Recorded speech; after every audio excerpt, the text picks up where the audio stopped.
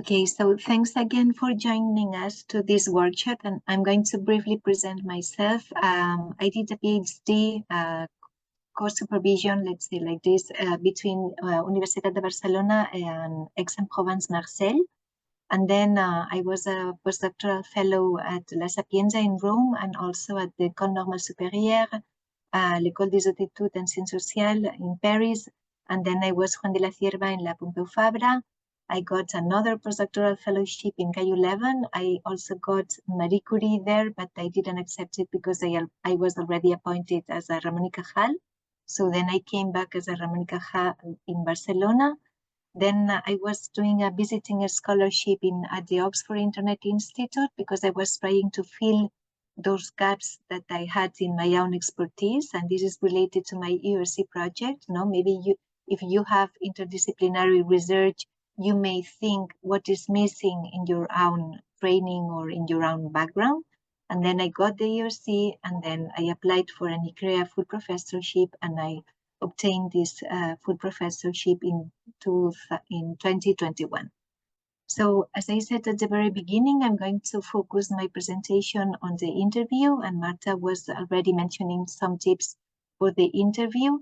So I guess that all of you are between SH5, SH6, and maybe a different panel, but you need to know very well the differences between panels.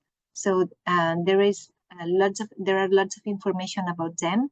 And as Marta was saying, now you have the chance of knowing the names of the panelists who will take part of this panel. So this works in alternate years. So this means that this year you may find the same members than 2 years ago. So it's good to know them and to be very familiar with their expertise and to try to see what are their interests and so on. So you need to talk to people in your discipline. It's very good if you talk to other people who already applied and who were successful in the interview and also in getting the fund. So you can also be interviewed by the whole panel or a part of it. So this is something that you need to be aware of. In my case, I was surprised of the multiple questions I got in the interview. I had 5 minutes because, as Marta said, the rules change after COVID. And in my case, I was face-to-face, so I traveled to Brussels. So this is better, maybe, because you have the people in front of you. So now you need to be prepared that your interview will be online. So as I said, take a look at the list of panel chairs, and this is available on the ERC website.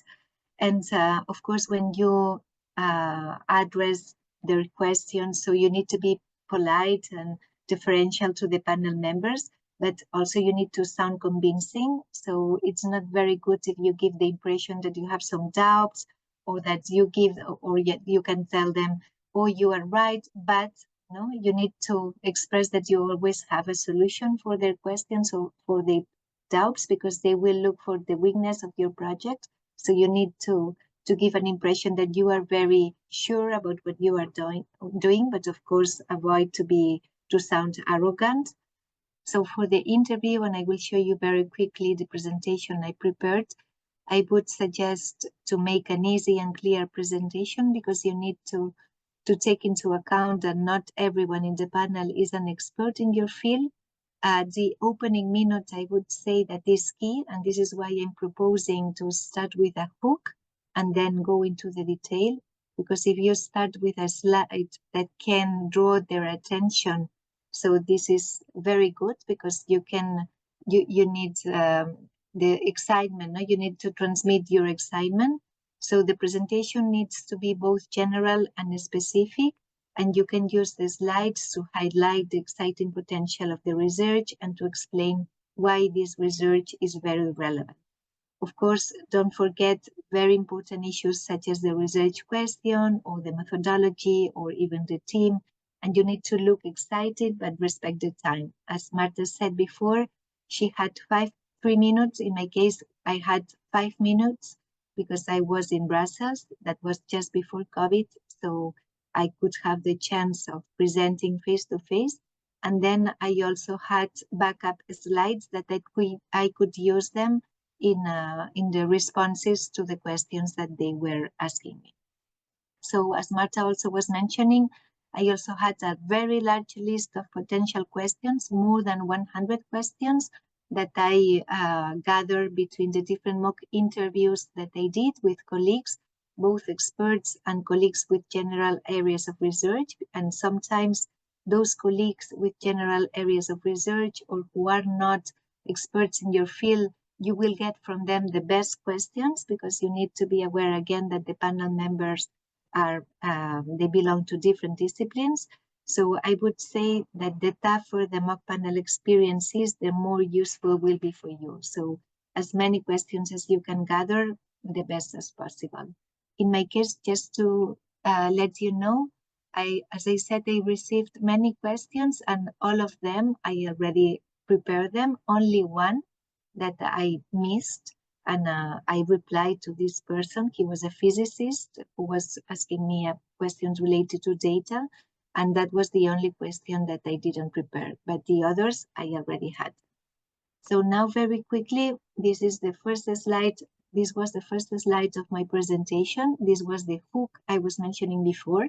So very shortly in this picture, you may recognize, some of you, Federico García Lorca, he's a Spanish poet, y Pablo Neruda, the Chilean poet and writer. And there is a woman, an Argentinian woman, Elena Sanz de Lizalde, and we don't know much about her, but she was the cultural mediator.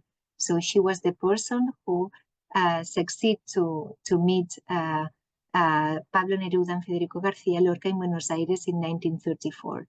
So in my case, my project was dealing with cultural mediators and with many women among them, many women who were completely unknown. So this was my hook. This was this picture that it's very telling about how this woman, had the power to meet together García Lorca and Pablo Neruda in Buenos Aires. So that was a graph that summarized the 4 different case studies I was dealing in my project. Women and cinema, women and international relations related to the League of Nations, like Gabriela Mistral, but Marie Curie, who was also belonging to the League of Nations after the First World War, and then translations and women, such as the journals you have at the bottom, the Journal Sur by Victoria Ocampo. So this graph, it was a very good way to summarize my project, my ERC project. Then there was another slide on my research questions. So they already know your project, but it's good to highlight your research questions. Another slide on the groundbreaking nature of the topic, why this topic and why the novelty of this topic. And I was trying to explain only in 5 minutes why this topic was relevant. Then another slide on the groundbreaking use of theory, why my project was pushing forward the theoretical frameworks that that nourish my own research. And finally, another slide on the groundbreaking use of method. And I think that you cannot see the dynamic graph, but this was moving, so it was also a nice, and maybe a bit. If you want to get some impact, so this was a nice graph. Then I explained the research process, the different methods I was using, the 4 case studies I was mentioning before, and my sources. Another slide on my team, why I was proposing different PhD students and postdocs and an advisory board and the external collaborators. And finally, slide on the expected results and outcome. So this was my presentation, and this is the general tips that I can give you. And finally, I would like to show you a few examples of potential questions that you can get if you are in step 2 and you are proposed for the interview. For example, some of the questions I was preparing and that you can get in the interview is what is the most critical step in your proposal, because they already read that your project is feasible and contingency plans and so on, but they want to listen to you and they want to feel that you are sure about what you are saying. Then, of course, why this project, or what's the novelty of this project, or other questions such as what other researchers are working in similar approaches and how do you differentiate, because this is a way to know if you know your competitors, if you know other projects working along the same lines. So it's good that you can show that you know very well your field and you know very well who are working along the same lines and why your project is different. Then, of course, another question that you can get is what are the weaknesses or pitfalls of your project and how might you deal with this? Then you can talk about the risk and challenges. So you need to show that you are aware about the risk of challenges, but you need to show too that you have solutions for these risk and challenges, and that you will propose B plans, let's say, if this happens. So in my case, they asked me, how will you get from data to knowledge, from nodes and data to the analysis? Because as Marta said, my project was dealing with data-driven approaches applied to what I showed you before, cultural mediation, women, and archives. So they asked me, how will you get from data to knowledge? And this is a question I already prepared. Or how are you going to measure that these Ibero-American mediators, Spain, Portugal, Latin America, were key cultural innovators on their own right, compared to, let's say, other cultural mediators in London, Berlin, or France. So if you have interdisciplinary projects, another questions that you can get, and this is very important that you can answer, is how are you going to fill the gaps who are not an expert? Because, of course, you cannot be an expert in everything.